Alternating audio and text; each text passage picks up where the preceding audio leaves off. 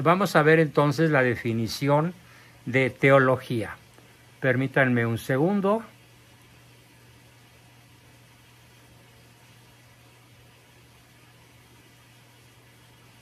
Se me está perdiendo el archivo, pero ahorita lo encuentro. Aquí está. Muy bien. La teología, fíjense muy bien, tiene tres grandes pilares, tres grandes puntos de apoyo. ¿Cuáles son esos tres grandes puntos de apoyo de la teología? En primerísimo lugar, tenemos la revelación. ¿Qué es la revelación? Es la intervención de Dios en la vida humana, a través, por ejemplo, de los profetas. Cuando los profetas mayores y menores predicaban en Nínive, por ejemplo, y en algunas otras ciudades de aquella época, incluso algunas ya desaparecidas, predicaban la conversión y predicaban la verdad sobre Dios. Entonces, en esa época, los profetas se encargaron de revelarle al pueblo judío, principalmente al pueblo judío, lo que era la voluntad de Dios, lo que eran los planes de Dios para la humanidad. Más adelante de los profetas, ya en nuestra era cristiana, tenemos que la revelación también la hace nuestro Señor Jesucristo. Él nos revela cosas que no sabíamos. Crea cosas nuevas, como la Eucaristía, por ejemplo. Cuando Él dice, quien no come mi carne ni bebe mi sangre, no tendrá vida eterna, es el momento teológico por excelencia de la revelación. Él nos revela que se quedará entre nosotros por el resto de la vida humana, de aquí a que Él regrese físicamente a juzgar a vivos y muertos. Se quedará con nosotros en el sagrario, en el altar, en la Eucaristía. Eso es parte de la revelación.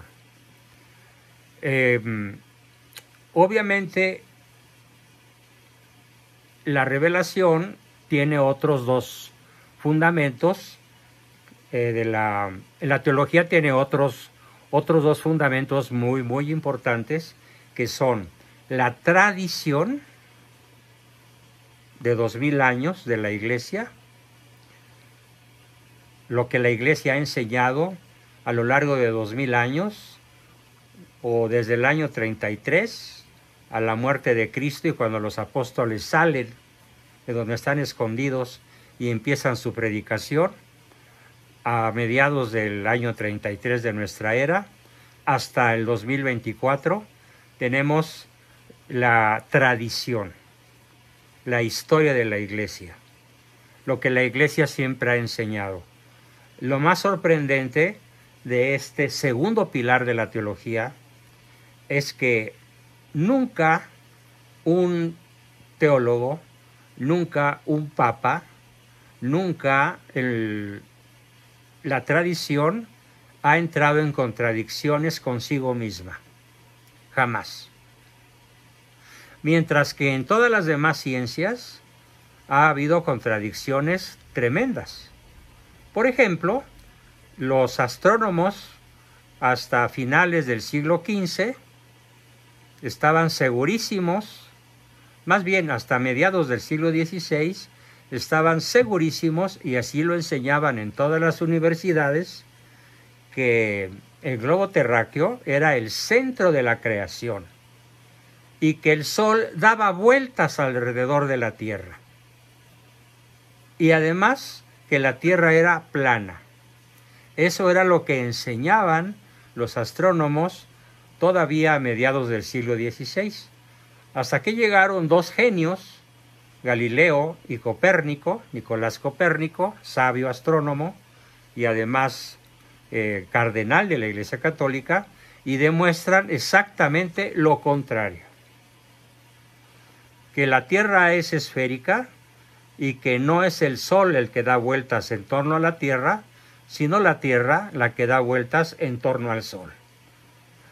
por solo poner uno de tantísimos ejemplos que podría poner. Bueno, se me ocurre otro. ¿Qué creen que hacían con los enfermos hace unos 70 años, 80 o 90 años, con toda seguridad? ¿Qué creen que hacían los médicos con los enfermos para curarlos? Les extraían sangre, les hacían sangrías. ¿Y cuál era el destino de esos pobres enfermos? Pues morirse de anemia, hasta que se descubrió que en vez de sacarles sangre, tenían que hacerles transfusiones. O sea, cambiarles la sangre por sangre saludable, no contaminada, y además en cantidades asombrosas, hasta 8 litros. O cuando menos, inyectarles una determinada cantidad de sangre para que pudieran conservar sus funciones respiratorias de modo adecuado. Esos dos ejemplos nos demuestran que tanto en biología como en astronomía, y no se diga en física y otras muchas ciencias, entraron en pugna a lo largo de los siglos unos sabios contra otros sabios. Y no me asombraría que a estas alturas del partido, dentro de algún tiempo, se descubrieran cosas que hoy no se saben y que entraran en contradicción con lo que hoy se cree saber, en diferentes aspectos, en diferentes ciencias. Cosa que nunca ha ocurrido ni ocurrirá con la tradición de la Iglesia Católica Apostólica Romana. Lo mismo que enseñaron San Pedro y los apóstoles, exactamente lo mismo, solo que ampliado y profundizado, se enseña hoy. Y lo que no se enseñó durante los primeros siglos ya estaba implícito en lo que se enseñaba. Es como ir pelando una cebolla, ¿sí? Las capas de la cebolla ya están todas ahí. No es que estemos inventando capas, estamos descubriendo capas al pelar una cebolla. Bueno, pues así fue con la Iglesia. A lo largo de los siglos se definieron varios dogmas, concretamente 44 dogmas, que ya estaban implícitos en la doctrina original, sin entrar jamás en ninguna contradicción a lo largo de 2000 años. O sea, no se ha dado el caso de que algún papa haya dicho: lo que dijo mi antecesor fulano de tal es falso. Yo ahora les enseño un nuevo evangelio. Yo ahora les enseño una nueva verdad. Eso no ha ocurrido ni ocurrirá. Porque el que guía a la Iglesia a lo largo de los siglos, pues es el Espíritu Santo. Y la mejor demostración de que esto es verdad es la imposible contradicción entre un magisterio y otro, entre un papa y otro. Espero haber sido suficientemente claro. La tradición. Y el tercer pilar, ¿cuál es? El magisterio. El magisterio de la Iglesia. Desde la cátedra de San Pedro, se llama el ministerio petrino de Pedro, de San Pedro. El ministerio petrino consiste en definir los dogmas que la Iglesia va considerando que toca definirlos, aunque implícitamente ya se conozcan. Entonces los pilares son 3: la revelación, la tradición y el magisterio. Son los 3 fundamentos de la teología. ¿Qué hace la mejor versión de la mejor persona? Pues conocerlos. Conocer la revelación, conocer la tradición y conocer el magisterio. Voy a poner solo un ejemplo de lo que es conocer el magisterio. Conocer el magisterio es haber leído cuando menos la mitad de las encíclicas de los papas. Yo invito al grupo a entrar a un conocimiento supremo, superior, de lo que es el magisterio de la Iglesia, leyendo las encíclicas. ¿Y cuánto cuesta leerlas? Nada, más que el tiempo y el esfuerzo. Todas están en la red. Basta con que pongan en su buscador Firefox, Chrome, Google, el buscador que quieran, y pongan encíclicas papales, Enter, y ahí van a estar todas. Léanlas, estúdienlas, porque católico ignorante, futuro protestante. ¿Por qué millones de católicos abandonan las filas del catolicismo? Porque no conocen su fe, porque no han conocido la revelación, no han conocido la tradición y no han conocido el magisterio. Y al no conocer estas tres cosas, entran un día a un templo protestante y, como me dijo una de mis hijas, entré a una iglesia protestante y lo único que vi fue un show. Un show, es un show. La gente baila, canta, se contorsiona, gritan, se caen al suelo, dicen que los posee el Espíritu Santo, que hablan en don de lenguas. No hay una autoridad única en las iglesias o en las sectas protestantes. Cada iglesita o cada templo, es más correcto decir templo, cada templo tiene su mini papa. ¿Quién es el mini papa? El pastor. ¿A quién obedece el pastor? A nadie, más que a su propia conciencia. Y su propia conciencia suele ser errónea y mal formada. ¿Por qué? Porque comenzaron ellos en 1517 con Lutero. Y la nuestra comenzó en el año 33, fundada por Cristo. Y las otras sectas fueron fundadas por monjes corruptos, mujeriegos, borrachos y parranderos, literalmente, de mala vida, como Lutero, Zwinglio y otros muchos, y no hay una autoridad, no hay una revelación, no hay una tradición, no hay un magisterio. Luego no existe algo así como la teología protestante. Es como pretender que existe un automóvil capaz de moverse desprovisto de motor o desprovisto de ruedas o desprovisto de volante o de conductor, sobre todo. Entonces, en estas tres cosas se basa la teología. Espero haber sido suficientemente claro. Bien, y la teología es una ciencia, porque tiene sus propios métodos.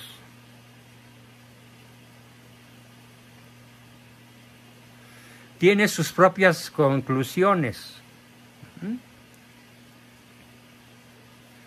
Ahora bien, ¿quién creó la palabra teología o el primer concepto teológico en la historia? Es apasionante. Se van a asombrar del nombre que les voy a dar. Fue el gran filósofo griego Platón, quien en su texto de su libro llamado La República, escrito en el año 379 a.C., define la teología como la comprensión de los asuntos divinos mediante la razón humana.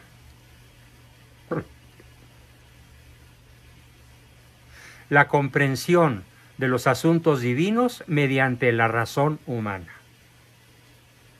Sin embargo, con el paso del tiempo, este descubrimiento de Platón dejó de llamarse teología para adquirir un nombre más correcto, más adecuado. Y ahora conocemos, y yo se los transmito a ustedes, que el conocimiento de los asuntos divinos mediante la razón humana se llama teología racional, mejor dicho, teodicea. Teodicea, con T mayúscula, porque es nombre propio. La teodicea es la ciencia, parte de la teología, que se ocupa de los asuntos divinos mediante la razón humana. También se llama teología natural o teodicea, perdón. Y el primer genio que lo descubrió, no la inventó, la descubrió, fue Platón. Aristóteles la perfecciona. Y Aristóteles es el creador implícito de lo que después Santo Tomás llamará las 5 vías para descubrir la existencia de Dios. Las bases las pusieron Platón y Aristóteles. Tímidamente Sócrates, que fue el maestro de Platón, pero Platón fue más claro y Aristóteles contundente. Entonces es el pensamiento griego que, atenido a la razón humana, genera lo que hoy conocemos con el nombre de teodicea o teología natural o teología racional. Ahora bien, la teología racional no pretende resolver los misterios, los dogmas,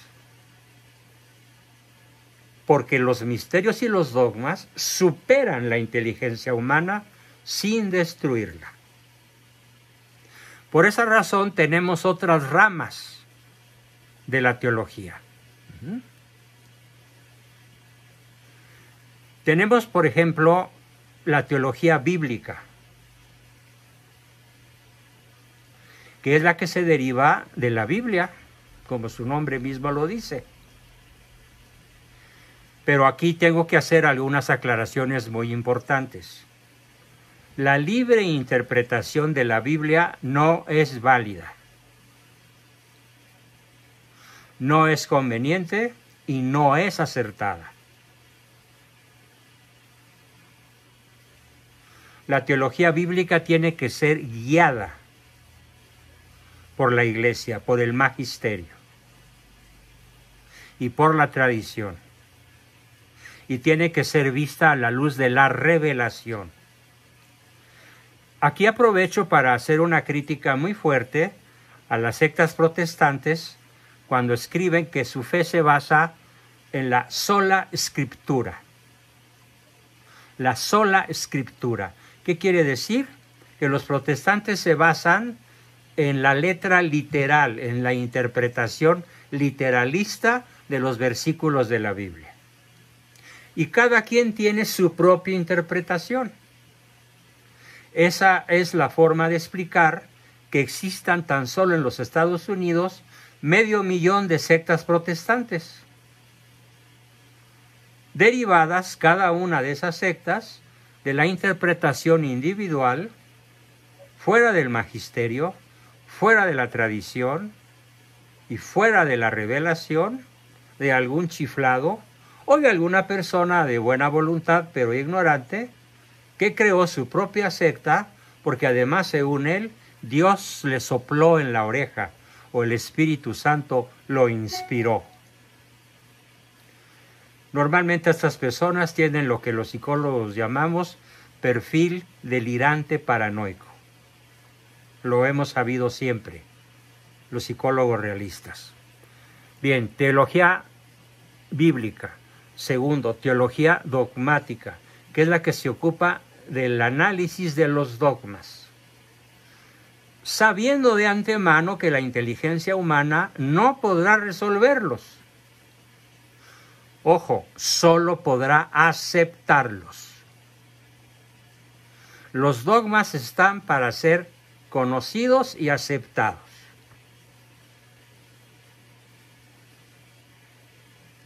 Propongo que en su buscador le den dogmas reconocidos por la Iglesia Católica, enter, y ahí van a ver toda la lista de los dogmas.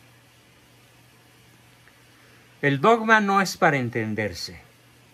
Atención, el dogma es para aceptarse y creerse lisa y llanamente, en un acto de humildad intelectual, sabiendo que la razón humana no es el instrumento adecuado para entender los dogmas. Los vamos a entender en la vida eterna cuando tengamos la inteligencia elevada al nivel sobrenatural, al nivel de inteligencia que tiene Dios, no antes. Esa es la teología dogmática. Tenemos también la teología histórica, o teología de la historia, que es el análisis de la intervención de Dios en diversos momentos de la historia humana. Por ejemplo, antes de empezar la sesión, mencioné la batalla de Lepanto. Podríamos también mencionar la Primera Cruzada. Podríamos también mencionar cómo el Papa San León Magno, él solito con 2 acólitos, salió al encuentro de Atila, que traía un ejército de 500,000 de hombres y estaba dispuesto a saquear Roma. Y el Papa León Magno se plantó frente a Atila, solito él. ¿Y qué creen que hizo Atila? Huyó. Huir. Dio la orden de abandonar el campo de guerra y no tomó Roma Atila. ¿Sí? Intervención divina. ¿Cómo se explican que un papa desarmado, con solo 2 acólitos, haya puesto en fuga al principal depredador guerrero de aquella época? Porque los hunos, que eran la tribu que comandaba Atila, eran unos bárbaros, peor de lo que ustedes se puedan imaginar. Es la teología histórica. Luego tenemos la teología sistemática. La teología sistemática es, como su nombre lo dice,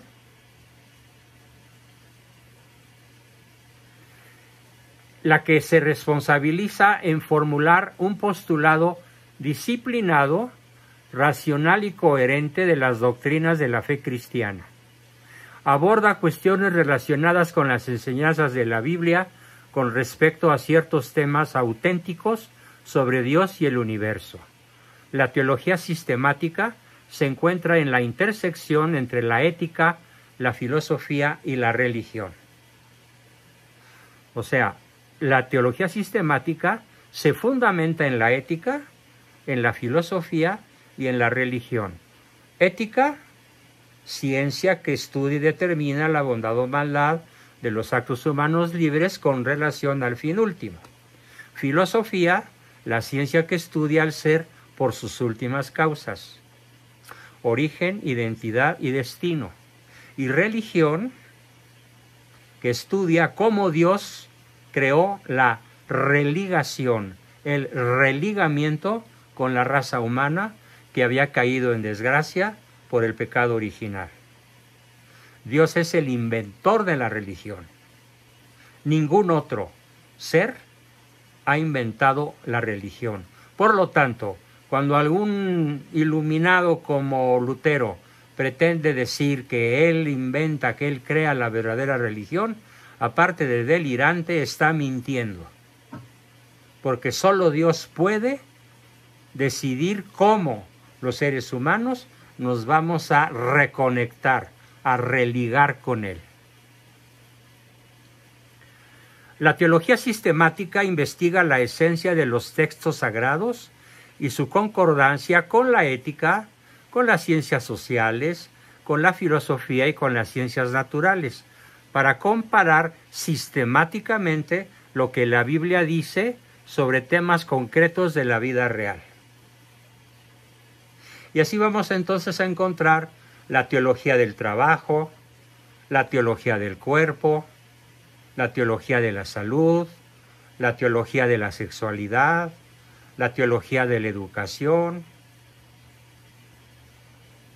la teología de la psicología, la teología del arte y de todas las ciencias humanas tienen que ver con la teología sistemática, porque finalmente todo lo que los hombres hacemos y somos es creación de Dios, porque Él nos dio el intelecto y la voluntad. Tenemos otra rama de la filosofía que es la teología práctica. La teología práctica es una disciplina académica que examina y reflexiona acerca de las prácticas religiosas para optimizarlas y garantizar la estabilidad de la Iglesia Católica.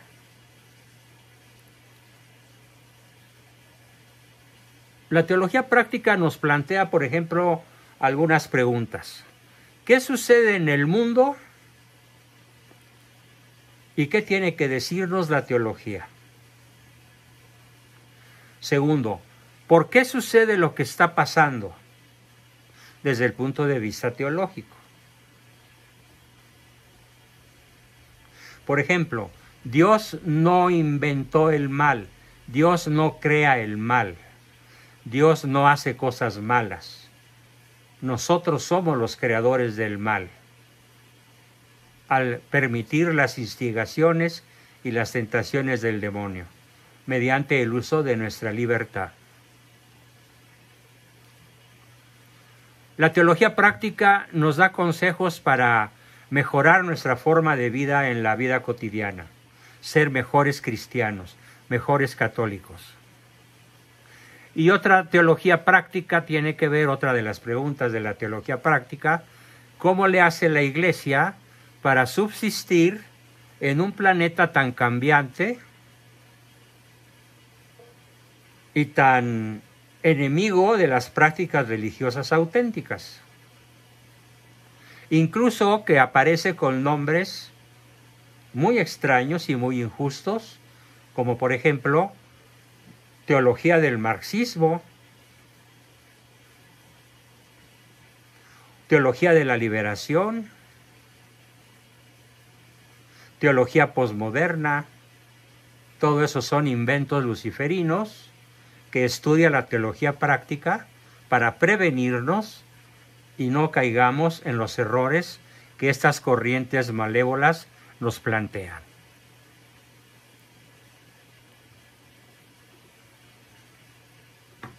Bien. Hay otras ramas también un poquito menos importantes, pero que vale la pena mencionar. Por ejemplo, tenemos lo que se va a llamar la escatología o teología de los últimos tiempos. ¿Qué cosa es la escatología? La escatología es la parte de la teología que estudia lo que habrá de suceder a la segunda venida de Cristo. ¿Qué habrá de suceder? Lo que está en el credo. Creo en la resurrección de la carne. Creo en Jesucristo que vendrá a juzgar a vivos y muertos. Creo en la vida eterna. En el credo está lo que se llama, pues, escatología, que es el estudio de los últimos tiempos.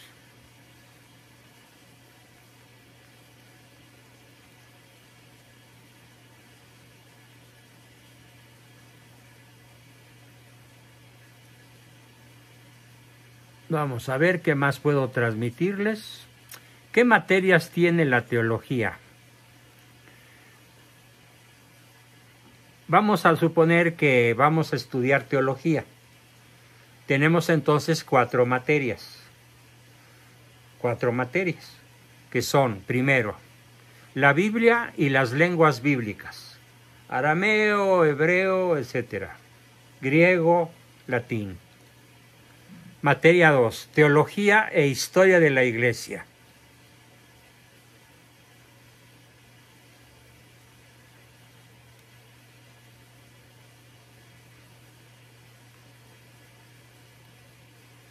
Materia 3, teología pastoral. O sea, cómo a través de la enseñanza de la teología, cómo adquirir, cómo sumar más adeptos.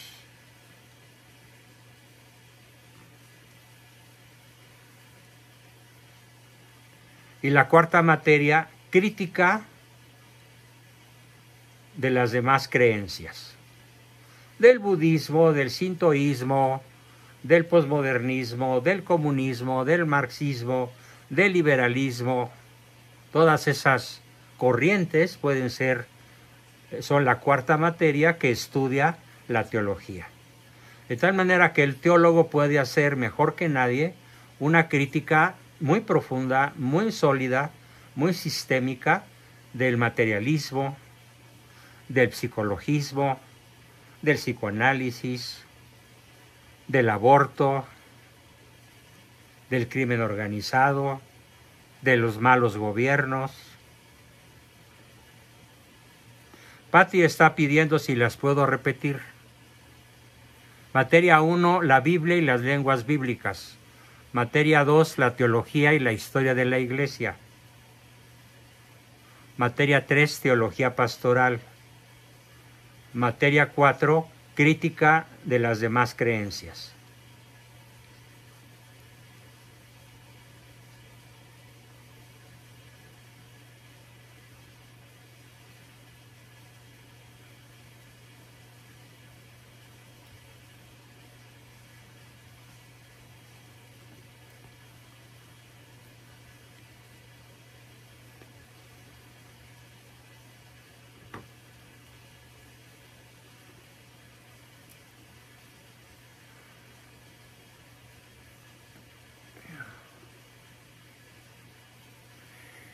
Hay varios libros que se llaman los libros escatológicos, que son los libros que nos hablan de los últimos tiempos. El más importante de todos es el Apocalipsis. Mucho cuidado, no se les ocurra ponerse a leer el libro del Apocalipsis sin tener una guía espiritual de alto nivel, con un sacerdote culto, sabio y virtuoso, porque contiene muchos pasajes que nos pueden llevar a confusión, nos pueden llevar a no entender las cosas tan complejas que ahí se plantean.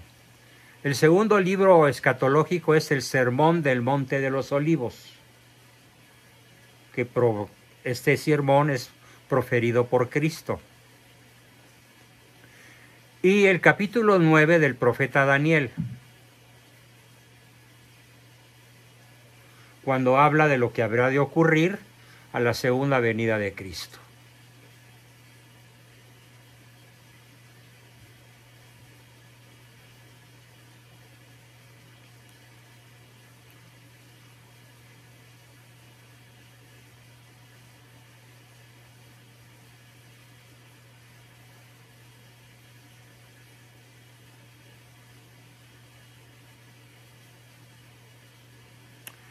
Ahora bien, el profesional de la teología, vamos a decir, lo que yo he estudiado prácticamente desde que era niño, guiado por mi padre, y en cierta forma también durante los 2 o 3 años que estuve en un seminario, ¿qué llega a dominar el profesional de la teología? Aparte de las 4 materias que mencioné, que son como la base fundamental de lo que el teólogo aprende. Bueno, el teólogo también va a aprender cómo desarrollar más discípulos, cómo entusiasmar a la gente para que decidan tener un conocimiento más profundo, más discipular de nuestra fe. También en qué consiste la educación católica. O sea, cómo educar a un niño en el catolicismo, para que él ame el catolicismo, para que él viva el catolicismo de una manera coherente y que en cierta forma garantice su salvación eterna. El teólogo también estudia cómo proclamar el Evangelio en las naciones paganas o en los grupos anticatólicos o masones o adversarios. La teología también nos lleva al estudio de la apologética. Esta es una materia verdaderamente apasionante. ¿Qué es la apologética? Es la ciencia, el arte y la técnica de demostrar la veracidad de nuestras creencias católicas, de nuestros conocimientos como católicos. La apologética, quiero que se la imaginen como a San Miguel Arcángel, vestido con su armadura de guerrero, con su par de alas de ángel y con una espada flamígera e invencible, mediante la cual va a derrotar todos los errores teológicos que circulan por el mundo con absoluta impunidad. Eso es la apologética. Es una ciencia de combate, es una ciencia guerrera a favor de nuestra fe. También en la teología vamos a aprender a misionar. De hecho, muchos de mis alumnos, o algunos de ellos cuando menos, es que me fui de misiones, es que me encantaría irme de misiones. Pregunta Amparo Arredondo, para que un niño ame el catolicismo, ¿qué podemos hacer? Bueno, será todo un tema para próximas sesiones, porque decirlo ahorita sería demasiado telegrámico, demasiado corto, lo que en un lapso tan breve yo podría explicar, pero lo haremos en su momento. Lo único que por ahora te digo, Amparo, es el amor incondicional. Cuando Cristo dice, yo quiero para que ustedes convenzan al mundo, que el mundo diga, mira cómo se aman los unos a los otros. Quédate por ahora con eso, Amparo. Yo quiero que el mundo al verlos diga, mira cómo se aman los unos a los otros. Esto implica cómo se perdonan, cómo se entienden, cómo se unen, cómo se ayudan, cómo se complementan, cómo tienen una misión compartida en común, cómo se respetan y en los peores casos, cómo se soportan o se toleran o se sobrellevan cuando no hay manera de amar, pero que de todas maneras lo que siempre cabrá es perdonar. También se aprende el ministerio pastoral, es decir, cómo tienen los sacerdotes que hablarnos en las homilías dominicales, que debo decir que de cada 100 homilías que he escuchado, han valido la pena no más de 5 o 6. Porque desgraciadamente, pues ahora los sacerdotes carecen de ese ministerio pastoral que tenían los antiguos de cuando yo era niño o adolescente. También se aprende la espiritualidad que consiste básicamente en la sobrenaturalización de nuestras penas, en el ofrecimiento de nuestros tropiezos y dolores. Básicamente eso es la espiritualidad. La exégesis, ¿qué es la exégesis? Es el arte, la ciencia y la técnica de poder explicar la palabra de Dios de manera objetiva y en acuerdo con la tradición y el magisterio y la revelación. De hecho, hay toda una profesión, la de los exégetas, que son los que se especializan en este tema de explicarnos a los ciudadanos de a pie los diversos versículos que en un momento dado pueden ser particularmente difíciles de entender por un profano. Es la exégesis bíblica. Por ejemplo, ¿qué nos va a explicar un exégeta acerca de ese versículo donde Cristo dice, yo no vine a traer la paz sino la guerra? Y entonces los exégetas protestantes norteamericanos dicen, ya la tengo. Y van a la primera armería más cercana de su casa y se compran un rifle R-15 con mira telescópica que están prontos a disparar a la primera oportunidad sobre un prójimo cualquiera, como el que acabamos de ver hace unos días, el 13 de julio. ¿Por qué? Porque el párrafo o versículo fue mal interpretado por malos exégetas bíblicos protestantes. Cuando Cristo dice que vino a traer la guerra y no la paz, yo no vine a traer la paz y no la guerra, se refiere a la enemistad que vamos a sufrir los católicos auténticos atacados por el mundo, atacados por los descreídos, atacados por las redes sociales. Cuando estaba por comenzar la sesión, recibí un WhatsApp de una persona que me dice: doctor, ¿por qué ya no lo he visto en las redes? Ya no ha subido sus videos. Soy una seguidora de usted. ¿Qué le está pasando? ¿Está usted enfermo? Le contesté: no, estoy sano. Lo que pasa es que cuando defendí la candidatura de Trump, YouTube me castigó, me mandó un mensaje que decía que, siendo partidario de Trump, estoy en contra de las reglas de la comunidad. Háganme el favor. O sea, qué cosa más absurda. Manifestar mi simpatía porque el señor Trump extermine a los narcos en México con soldados gringos si es necesario, fue lo que me costó el castigo de 2 semanas de no poder subir nada. Bueno, así están las cosas.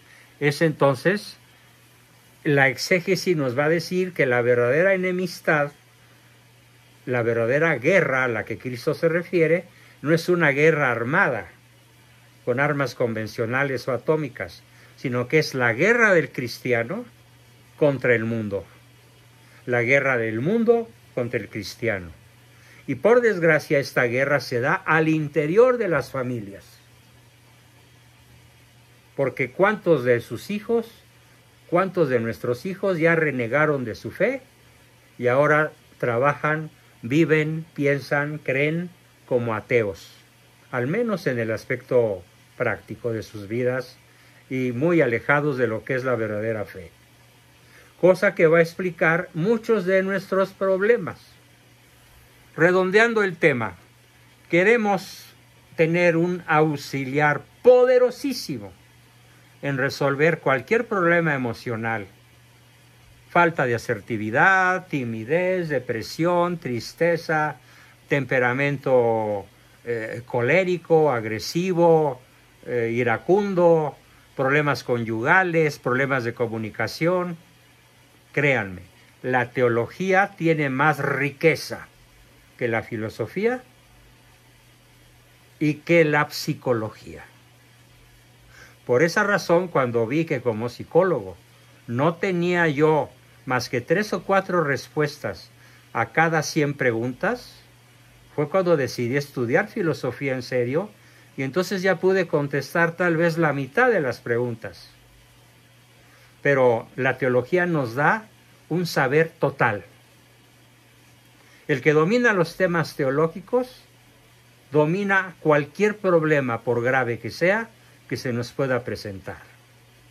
A la luz de la teología, todo tiene una razón de ser. A la luz de la teología, hecha forma de vida, forma de creencia, forma de practicar nuestra fe, nos volvemos, por así decirlo, invencibles. Porque además, la gracia de Dios será muchísimo más fácil que llegue hasta una mente preparada, a un espíritu cultivado, que a un ignorante que lo es por su culpa. Bien, pues hasta aquí mi exposición, y pasamos todavía por un ratito corto a alguna pregunta o comentario que quieran hacer. Y en este caso, el primero que va a tener derecho a preguntar, porque en cierta forma por su culpa precipité el tema, es Jorge Pablos. Adelante, Jorge, ¿tienes alguna pregunta sobre mi exposición? Es el momento de hacerla. Sí, doctor, ante todo, pues, no soy el culpable, ¿no?